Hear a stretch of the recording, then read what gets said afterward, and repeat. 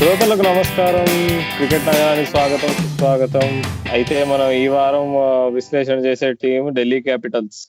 Delhi Capitals జట్టు మొదట్లో గుర్తు తెచ్చుకుంటే Virender Sehwag, AB de Villiers, David Warner ఇట్లాంటి పెద్ద పెద్ద ప్లేయర్, ఇంకా గౌతమ్ గంభీర్ కూడా ఉన్నాడు అప్పటి టీంలో. అట్లాంటి అంత పెద్ద పెద్ద ప్లేయర్లు కలిపి ఒకే టీంలో కలిపి ఆడిన టీము మధ్యలో వచ్చేటప్పటికి అసలు ప్లేయర్స్ అందరినీ మార్చేసి సంవత్సరానికి కొత్త టీంతో ఆడింది కొన్ని రోజులు. కానీ ఒక్కసారి ఎప్పుడైతే ఈ రిషబ్ పంత్, శ్రేయస్ అయ్యర్ లాంటి ప్లేయర్లు వచ్చారో టీంలోకి, అప్పటి నుంచి టీం రూపురేఖలు మారిపోయాయని చెప్పుకోవచ్చు. చాలా మందికి ఇది సెకండ్ ఫేవరెట్ టీమ్ గా చెప్పుకోవచ్చు అనమాట. ఏమంటావు రాజు? నీ నీ second favourite team Delhi Capitals? అలా సెకండ్ ఫేవరెట్, థర్డ్ ఫేవరెట్స్ ఏం లేరు. బట్ యాక్చువల్లీ ఢిల్లీ క్యాపిటల్స్ ఒక ఇంట్రెస్టింగ్ విషయం ఏంటంటే, ఫస్ట్ సీజన్ నుంచి నువ్వు చెప్పినట్టుగానే చాలా మంది స్టార్ ప్లేయర్స్, ఏబీ డివిలియర్స్ దగ్గర నుంచి చూసుకుంటే టెస్ట్ లెజెండ్ అయిన గ్లెన్ మెగ్రాత్ లాంటి ప్లేయర్స్, ఇంకా మార్నే మార్కెల్, ఇట్లాంటి మంచి మంచి ఇంటర్నేషనల్ టాలెంట్స్ అందరూ కూడా ఢిల్లీ క్యాపిటల్స్ అంటే అప్పట్లో ఢిల్లీ డేర్ డెవిల్స్ రిప్రజెంట్ చేశారు. కానీ ప్రతి సీజన్ లో కూడా వాళ్ళు పేపర్ పైన చాలా స్ట్రాంగ్ టీమ్ గా కనబడి పర్ఫార్మెన్సెస్ లోకి వచ్చేసరికి దాన్ని అదే విధమైనటువంటి రిఫ్లెక్షన్ కనబడట్లేదు మనకి. సో యాక్చువల్లీ రిక్కీ పాంటింగ్ ఇలాంటి మంచి కోచింగ్ డిపార్ట్మెంట్ ఉండడం వల్ల ఖచ్చితంగా ఈసారి వాళ్ళు కప్ గెలుచుకునే అవకాశాలు కొంచెం మెరుగ్గానే ఉన్నాయని చెప్పుకోవాలి మనం.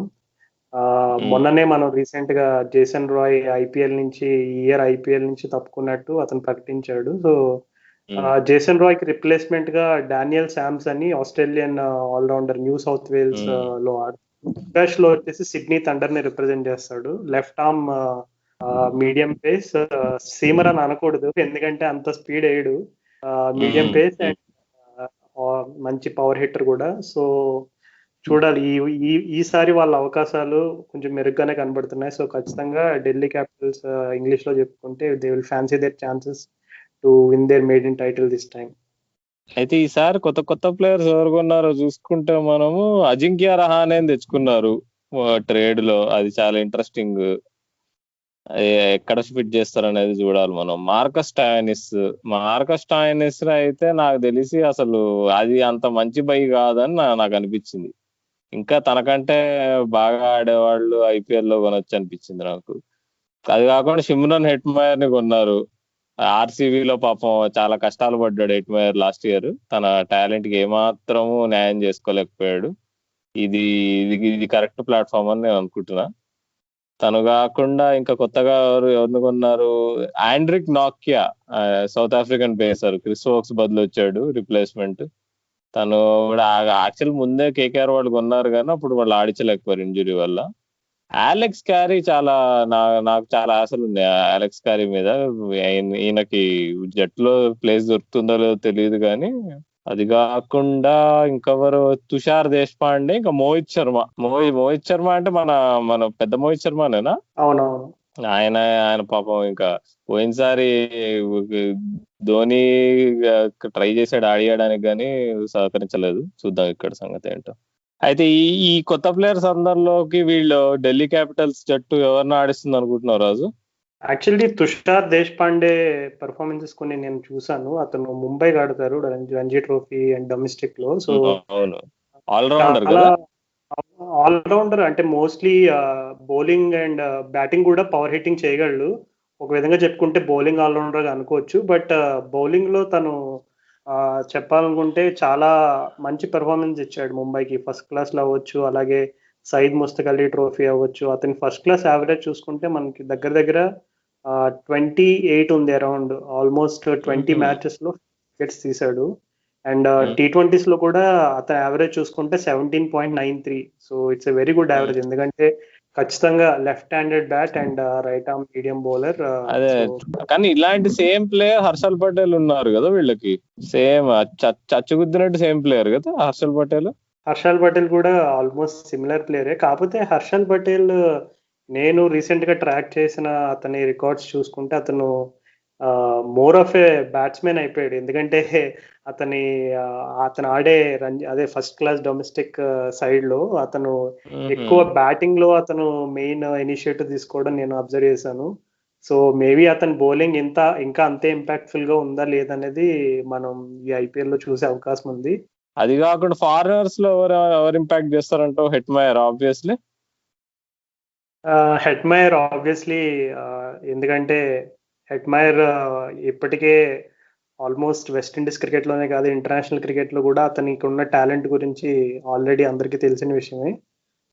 ప్లస్ లెఫ్ట్ హ్యాండ్ రావడం వల్ల ఏంటంటే లెగ్ స్పిన్నర్స్ ఇంపాక్ట్ ని నెగేట్ చేయడానికి ఎక్కువ అవకాశం ఉంటుంది లెఫ్ట్ హ్యాండర్స్ కి. ఎందుకంటే బాల్ అంటే unless and until continues googly ఛాలెంజే. బట్ లెగ్ స్పిన్నర్స్ మోస్ట్లీ ఎక్కువగా టర్న్ మీద ఆధారపడే లెగ్ స్పిన్నర్స్ ఎవరు కూడా గూగ్లీని ఎక్కువగా ప్రయోగించడం వల్ల మంచి రిజల్ట్స్ వచ్చినట్టు చరిత్రలో లేదు. సో ఈసారి మనం షిమ్రాన్ హెట్మైర్ ఇంపాక్ట్ అనేది బ్యాటింగ్ విషయంలో కొంచెం అడ్వాంటేజ్ అని చెప్పుకోవాలి.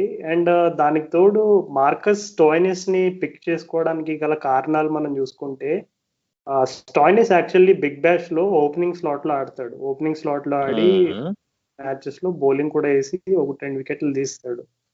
కానీ ఐపీఎల్ లో ఇప్పటి వరకు స్టాయినిస్ కాదు, ఇలాంటి ప్లేయర్స్ కొంతమంది ఉన్నారు వేరే లీగ్స్ లో ఓపెనింగ్ ఆడి బౌలింగ్ 2-3 ఓవర్స్ వేసి అలా వికెట్స్, క్రూషియల్ వికెట్స్ పిక్ చేసే బౌలర్స్.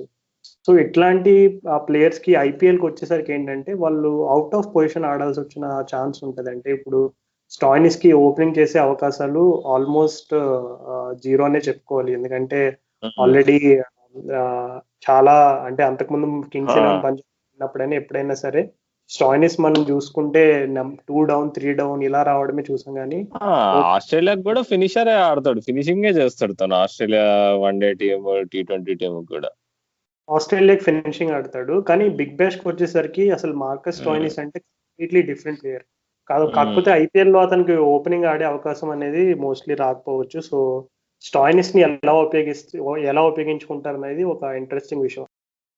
నెక్స్ట్ ఇంకొక ప్లేయర్ నువ్వు చెప్పినట్టు అలెక్స్ క్యారీ. ఆస్ట్రేలియాలో లాస్ట్ ఇయర్ వరల్డ్ కప్ అప్పుడు ఏదో అడిషనల్ గా ఒక కీపర్ని తెచ్చుకున్నారని డెట్ లో కనబడ్డాడు. కానీ వరల్డ్ కప్ చూస్తే పెద్ద players David Warner, Steve Smith అలాంటి ప్లేయర్స్ కి ఈక్వల్ గా ఇంపాక్ట్ క్రియేట్ చేయగలిగాడు. సో అది మామూలు విషయం కాదు. సో అతన్ని కీపర్ బ్యాట్స్మెన్ లో ఉపయోగిస్తారా లేదు వేరే ఆప్షన్స్ ఏమైనా ట్రై చేస్తారా అనేది మనం చూడాలి. సో కష్టమేలే, ఎందుకంటే ఇప్పుడు పంత్ ఉన్నాడు. పంత్ బదులు కీపింగ్ చేయాలంటే పంత్ అవుట్ ఫీల్డ్ లో ఉండాలి. పంత్ అవుట్ ఫీల్డ్ లో ఉండడం కంటే పంత్ వికెట్స్ వెనక ఉండడమే నయమేమో కదా. తను అంత క్విక్ ఉండడు ఫీల్డ్ మీద పంత్. సో నాకు తెలిసి క్యారీ ఆడితే మామూలు బ్యాట్స్మెన్ గానే ఆడాల్సి వస్తుంది. అదే బ్యాటింగ్ లోకి వద్దాం మనం.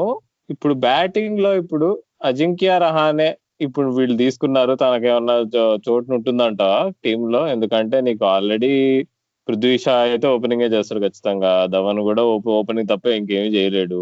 ఇంకా పైగా left hander, top order left hander ధవన్నే పెట్టుకుంటారేమో. కానీ నన్ను అడిగితే అజింక్య రహానే తేవడం వెనకాల ఏదైతే ఉందో ఆలోచన, ధవన్ మనం ఎప్పుడు చూసుకుంటే ఐపీఎల్ లో చాలా నెమ్మదిగా ఆడతాడు. స్ట్రైక్ రేట్ చాలా లో ఉంటుంది, 120 కంటే తక్కువ ఉంటుంది అప్పుడప్పుడు. అట్లా టైం తీసుకొని మెల్లిగా 30 రన్లు కొట్టిన తర్వాత కొద్దిగా యాక్సలరేట్ చేస్తాడు. అది పోయినసారి నీకు గుర్తుంటే సడన్ గా గంగూలీ పోయి తిట్టడం ఏదో చేశాడు టీమ్ మెంటార్ గా ఉన్నప్పుడు ఢిల్లీ క్యాపిటల్స్ కి. సడన్ గా చివర్లో టోర్నమెంట్ ఎండింగ్ లో బాగా ఫాస్ట్ ఆడాడు ధవన్.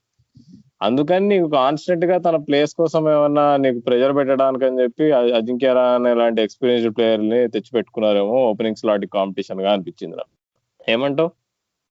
ఒక విధంగా రహానే రావడం అంటే బ్లెస్సింగ్ ఇన్ డిస్గైజ్ గా చెప్పుకోవాలి. ఎందుకంటే వాళ్ళు ఢిల్లీ పిచ్ ని దృష్టిలో పెట్టుకుని కొనుంటారేమో అని నేను అనుకుంటున్నా. ఎందుకంటే ఢిల్లీ హిస్టారికల్ గా మనం చూసుకుంటే ఐపీఎల్ లో కొంచెం స్లగ్గిష్ గా, అంటే కొంచెం స్లో బౌలర్స్ కి అనుకూలంగా రికార్డ్స్ ఉన్నాయి. Actually Rahane pace and spin రెండిట్లోనూ దిట్టే. అతని టెస్ట్ ఎక్స్పీరియన్స్ బేస్ చేసుకుని మనం చూడొచ్చు, అతను స్పిన్ అయినా పేస్ అయినా రెండింటిని సమర్థవంతంగా ఎదుర్కోగలడు. కాకపోతే ఇప్పుడు యూఏఈలో స్పిన్నర్స్ ప్రభావం కొంచెం ఎక్కువ ఉండే అవకాశాలు ఉంది. కాబట్టి మేబీ పృథ్వీ షా లాంటి ప్లేయర్ కానీ లేదు శిఖర్ ధవన్ లాంటి ప్లేయర్ అనుకున్న రేంజ్ లో వాళ్ళు ఓపెనింగ్ 3-4 గేమ్స్ లో అనుకున్న రేంజ్ లో పర్ఫార్మెన్స్ ఇవ్వకపోతే ఖచ్చితంగా రహానేకి ఒక స్టేజ్ లో అవకాశం అయితే వస్తుంది. స్టార్టింగ్ 11 లో ఫస్ట్ మ్యాచ్ నుంచి స్టార్ట్ అయినా మనం ఆశ్చర్యపడక్కర్లేదు. ఎందుకంటే ఇది కొంచెం స్లో ట్రాక్స్ కాబట్టి ఒక ప్లేయర్ ఖచ్చితంగా పార్ట్నర్షిప్ బిల్డ్ చేయడానికి ఒక కీ ప్లేయర్ అయితే ఉండాలి. ఇప్పుడు మనం రీసెంట్ గా జరుగుతున్న సిపిఎల్ ని గమనించుకున్నా, సిపిఎల్ లో ఎందుకు ఇంత ఎక్కువ లో స్కోర్స్ వస్తున్నాయని అంటే యాంకర్ రోల్ ఎవరు ప్లే చేయట్లేదు. అందరూ వచ్చేసి 4-6 లో కొట్టేస్తాము, 160-180కి స్కోర్ పోయేలాగా అన్నట్టుగా ఆలోచిస్తున్నారు. కానీ స్లోగా చేసుకుని పార్ట్నర్షిప్ బిల్డ్ చేసి ఒక 50-60 రన్స్, 50 రన్స్ ఆఫ్ 45 బాల్స్, ఇలాంటి ఇన్నింగ్స్ కొన్నిసార్లు అనిపించవచ్చు ఏంటి T20లో 50 రన్స్ ఆఫ్ 45 బాల్స్ అంటే అసలు వేస్ట్ కదా అనుకోవచ్చు. కానీ కొన్నిసార్లు పిచ్ కండిషన్స్ ని బట్టి అలాంటి ఇన్నింగ్స్ అవసరం అవుతాయి. సో అలాంటి ఇన్నింగ్స్ వల్ల కూడా మ్యాచ్ టర్న్ అయ్యే అవకాశాలు ఉంటాయి. సో రహానే లాంటి ప్లేయర్ ఒక విధంగా ఒక బోనస్ అనే చెప్పుకోవాలి. ఇంకా అందరికంటే key player Ravichandran Ashwin. So Ashwin impact మనం అసలు అశ్విన్ ఇంతసేపు మాట్లాడలేదు. అశ్విన్ ని స్టార్టింగ్ నుంచి ఆడించే అవకాశం ఉంటది అనుకుంటున్నావా రాహుల్? ఖచ్చితంగా అశ్విన్ లేకుండా టీం లేదు. ఆల్రెడీ దద్దలు ఇచ్చేసాడు. అసలు టోర్నమెంట్ స్టార్ట్ అవ్వక ముందే పాంటింగ్ కి తనకి గొడవ అయింది అన్నట్టు న్యూస్ లో వచ్చేసింది. మళ్ళీ ప్యాచప్ చేసేసుకున్నారట. నాకు తెలిసి అశ్విన్ ఎందుకు తెచ్చారంటే, ఇప్పుడు ఢిల్లీ క్యాపిటల్స్ కి అశ్విన్ వచ్చినా గానీ క్యాప్టెన్ మాత్రము శ్రేయస్ అయ్యరే. నాకు తెలిసి ఒక సీనియర్ ప్లేయర్ ఒక క్యాప్టెన్సీ పరంగా ఏమన్నా హెల్ప్ చేయడానికి తెచ్చినట్టు అనిపించింది నాకు. ఇప్పుడు ఈ వేరే సీనియర్ ప్లేయర్ ధవన్ ఉన్నా గానీ ధవన్ కొంచెం క్యాప్టెన్సీ పరంగా హెల్ప్ చేసే రకం కాదు. తను లీడర్షిప్ ప్రొవైడ్ చేయగలడు కానీ క్యాప్టెన్సీ వైజ్ అయితే తను హెల్ప్ చేయలేడు. కాబట్టి రహానే ఇంకా అశ్విన్ ఆ పని చేయడానికి ఢిల్లీ క్యాపిటల్స్ వాళ్ళు ఆలోచిస్తున్నారు అనిపించింది. ఇంకా అశ్విన్ అఫ్ కోర్స్ మనం చూసాము పోయిన 2 సంవత్సరాలు కింగ్స్ 11 పంజాబ్ లో కెప్టెన్ మార్వెల్ అనిపించుకున్నాడు. కాబట్టి అతను శ్రేయస్ అయ్యర్ తో కలిసి కొంచెం కెప్టెన్సీలో హెల్ప్ చేసి అలానే. కానీ ఈ సిచ్యువేషన్ ఏదైతే ఉందో, ఇప్పుడు పాంటింగ్ అనే కోచ్ కి ఇప్పుడు మొత్తం కంట్రోల్ చేయడం ఇష్టం.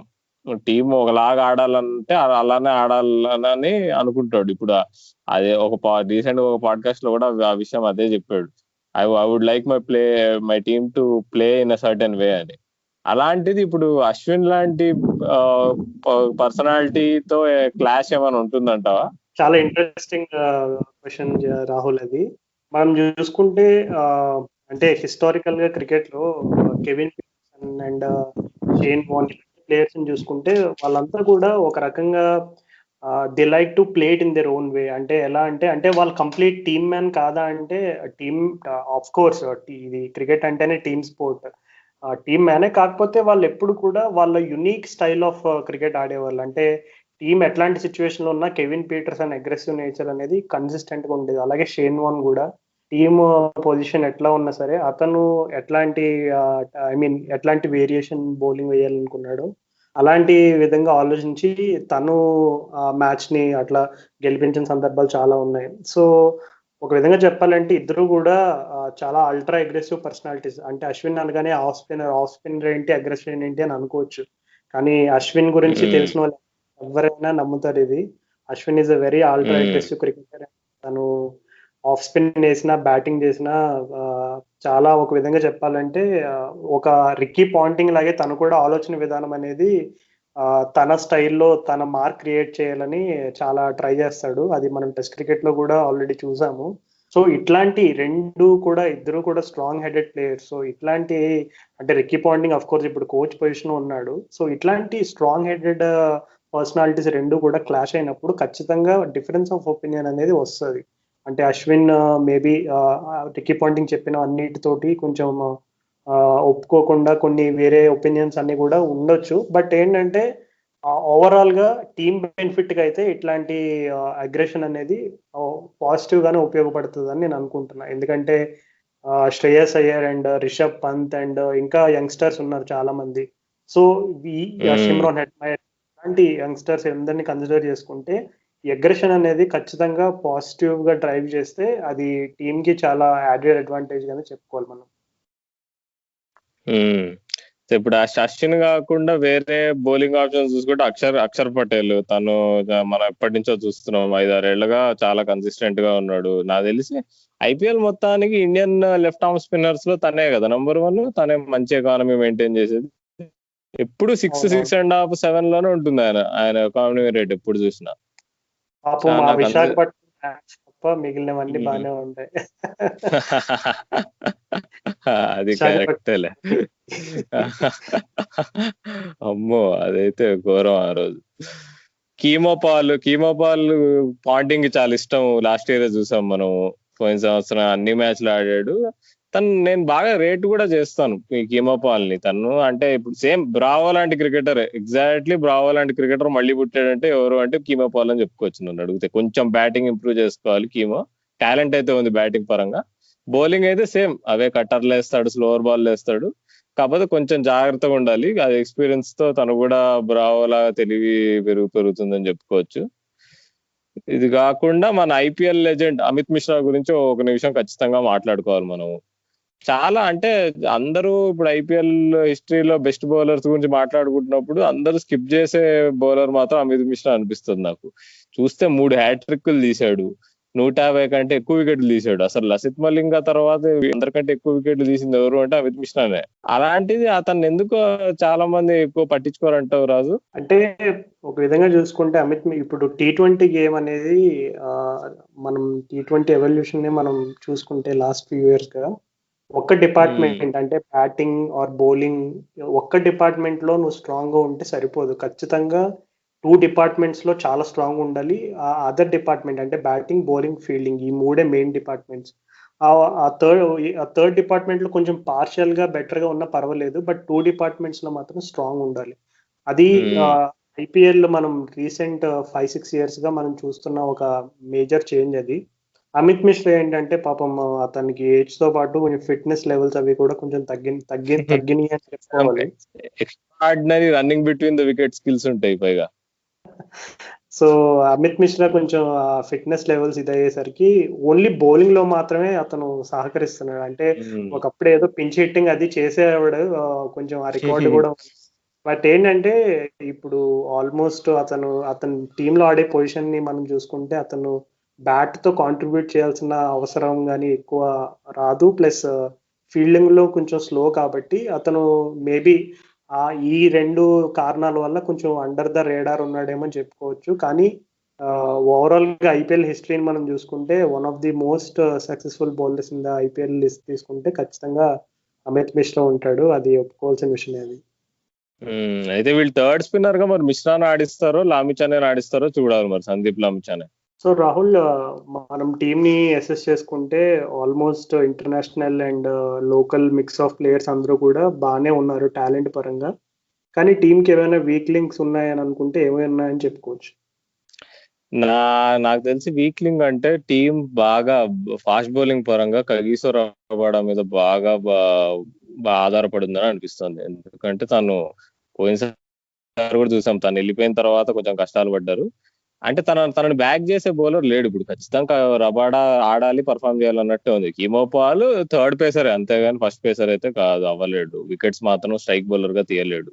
ఇప్పుడు రబాడా చేసిన లెవెల్లో పర్ఫార్మెన్స్ ఇప్పుడు ఆండ్రిక్ నాకియా చేయగలడా మరి రిప్లేస్మెంట్ గా వచ్చిన వాడు?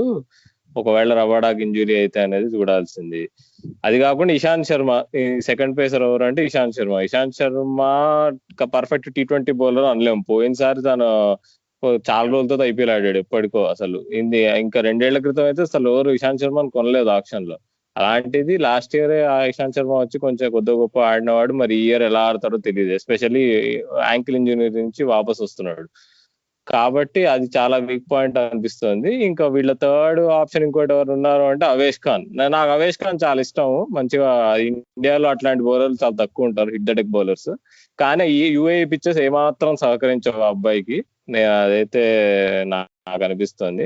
కాబట్టి వీళ్ళు ఇక మోహిత్ శర్మకు వచ్చేస్తే, మోహిత్ శర్మ ఏజ్ చాలా అయిపోయింది, మరి ఎలా వేస్తాడో తెలియదు. తను కూడా ఇంజురీ నుంచి వాపస్ వస్తున్నాడు కాబట్టి.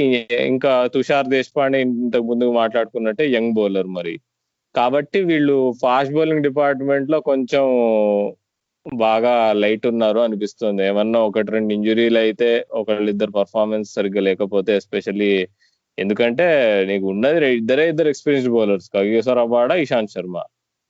అలా ఇద్దరు బౌలర్స్ మీద మొత్తం ఫ్రాంచైజీ ఆధారపడడం నాకు అంత కాన్ఫిడెన్స్ ఇవ్వట్లేదు.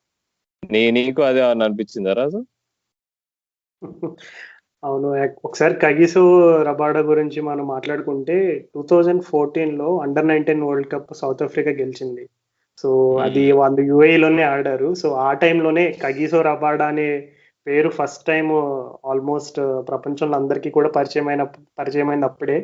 2014లో ఎవరి బౌలర్ ఇంత స్పేస్ వేస్తున్నాడు, యార్కర్లు వేస్తున్నాడు అన్నీ అని చెప్పి ఆ టైంలో ఒక మెరుపు మెరిశాడు. ఇప్పటికీ ఆ ఫామ్ ని, ఆ పేరుని అలా ప్రూవ్ చేసుకున్నాడు. బట్ మేబీ ఆ 2014లో ఉన్న మెమరీస్ ఖచ్చితంగా ఒక విధంగా కగిసో రబాడాకి మెంటల్లీ ఒక పాజిటివ్ ఇన్ఫ్లుయెన్సే ఉంటాయి. ఎందుకంటే 2014లో అతను సౌత్ ఆఫ్రికా కప్పు గెలవడంలో, అండర్-19 వరల్డ్ కప్ ఒక కీలక పాత్ర పోషించాడు కాబట్టి అతను ఖచ్చితంగా యూనో ఒక పాజిటివ్ ఇంపాక్ట్ ఉంటుందని చెప్పుకోవాలి. ఇంకా వేరే విధంగా బౌలర్స్ నువ్వు అన్నట్టుగా ఫాస్ట్ బౌలింగ్ ఎస్పెషల్లీ డెత్ లో, ఎందుకంటే రబాడా డెత్ బౌలింగ్ స్కిల్స్ మనం ఇంకా కొంచెం ఒక విధంగా చెప్పాలంటే ఐపీఎల్ లో అతను డెత్ బౌలింగ్ లో ఓకే అంటే ఓపెనింగ్ ఓవర్స్ లో బాగా వేసాడు. బట్ డెత్ బౌలింగ్ లో ఎవరు ఎక్కువ ఉపయోగపడతారు అనేది మనం ఇంకా సరిగ్గా సరైన కంక్లూజన్ అయితే రాలేదు. ఎందుకంటే అవును, ఇషాంత్ శర్మ డెత్ బౌలర్ కాదు, కీమోనే అంతే. కీమోనే వాళ్ళకున్న death option, second death option. కానీ అదే ఇప్పుడు వీళ్ళిద్దరు కాకుండా ఇంకెవరున్నారు డెత్ లో వేయడానికి? మేబీ నోకియాని ఒకవేళ టీమ్ లో ఆడిస్తే డెత్ లో వేయచ్చేమో, అంతకు మించి ఎవరు లేరు. డానియల్ శామ్స్ అసలుకే వేయలేడు. అవును, అయితే మరి ఒకసారి ప్లేయింగ్ లో రాసుకుందామా? నా టీం వచ్చేసి opening Shikhar Dhawan and Prithvi Shah, and number 3 వచ్చేసి నేనైతే స్టాయినిస్ ఆడడానికి టెంప్ట్ అవుతాను, స్టాయినిస్ ఆడించడానికి.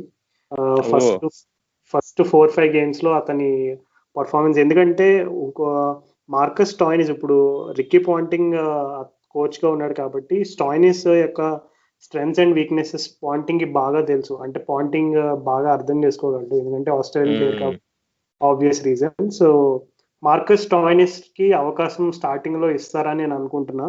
సో స్టాయినిస్ ఆడిస్తే, నన్ను అడిగితే అతన్ని నెంబర్ 3నే ఆడించాలి. అంతకంటే కింద ఆడిస్తే అతని ఇంపాక్ట్ అయితే ఎక్కువ పెద్దగా ఉంటుందని నేనైతే అనుకోవట్లేదు. సో నెంబర్ 4 వచ్చేసి శ్రేయస్ అయ్యర్,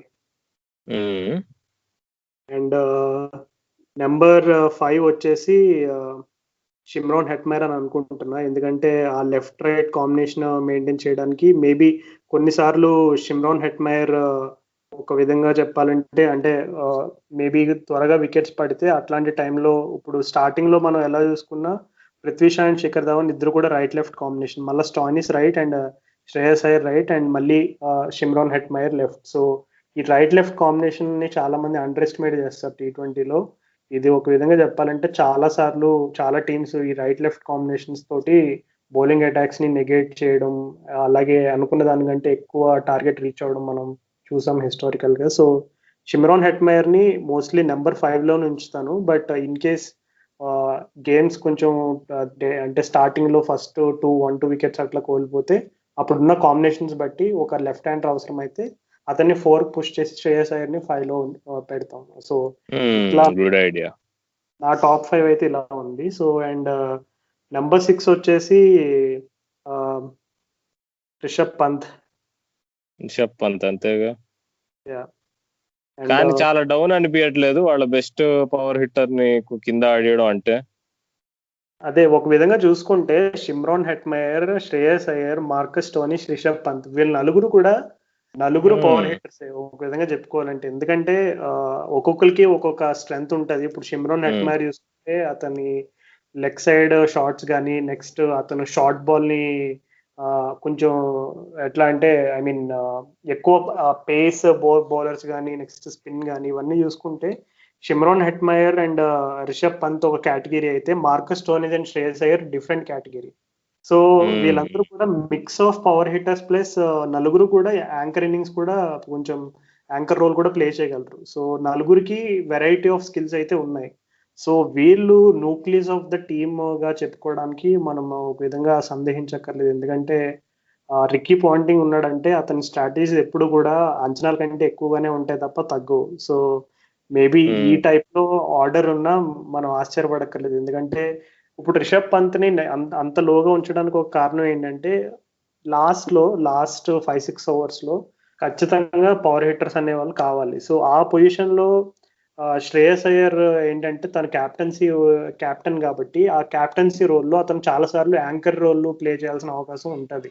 అంటే ఒకవేళ టీమ్ 20-3 లేదంటే 30-4 ఇలాంటి సిచ్యువేషన్స్ ఉన్నప్పుడు మేబీ శ్రేయస్ అయ్యర్ అప్పటికి ఉంటే కనుక అతని అగ్రెషన్ అంతా కొంచెం ఆపుకుని స్లోగా సింగిల్స్ తీసుకోవడం ఇట్లాంటివి ప్లే చేయాలి. సో అట్లాంటి టైంలో రిషబ్ పంత్ లాంటి ప్లేయర్స్ కొంచెం ఫియర్లెస్ ప్లేయర్స్ నెంబర్ 6 లో వచ్చి ఖచ్చితంగా ఆ ప్రెషర్ ని కొంచెం షిఫ్ట్ చేసే అవకాశం ఉంటది కాబట్టి so Rishabh Pant and Shimron Hetmyer ని నేను నెంబర్ 5 and 6 గా పెడతాను. అండ్ నెంబర్ 7 వచ్చేసి అశ్విన్. ఓకే. అండ్ నెంబర్ 8 వచ్చేసి సందీప్ లమిషానేని తీసుకోవడానికి టెంప్ట్ అవుతాను నేను. ఎందుకంటే అతని యొక్క టాలెంట్ గురించి మనం కొత్తగా చెప్పుకోవాల్సిన అవసరం లేదు. సేమ్ ముజీబ్ లాగే leg spin, of spin, A spin అయినా సరే అతను అన్నిటినీ అన్ని రకమైనటువంటి వేరియేషన్స్ వేయగలడు.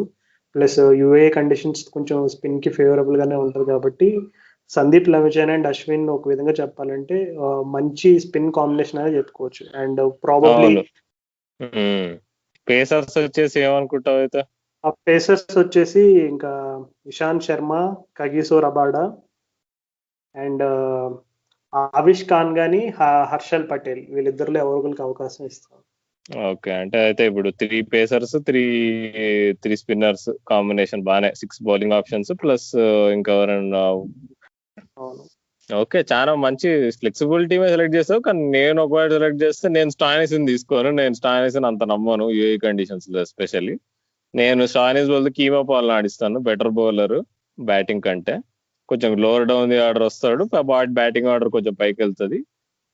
అది తప్ప ఇక మిగతాదంతా ఆల్మోస్ట్ సేమ్. ఇంకొకటి నేను కీమోపాల్ ఉంటే నువ్వు ఒక పేసర్ 4 overs వస్తాయి కాబట్టి ఈ కింద యంగ్స్టర్స్ ఇద్దరు అనుకున్నాం, అవేష్ ఖాన్ లేదా హర్షల్ పటేల్ అనుకున్నాం.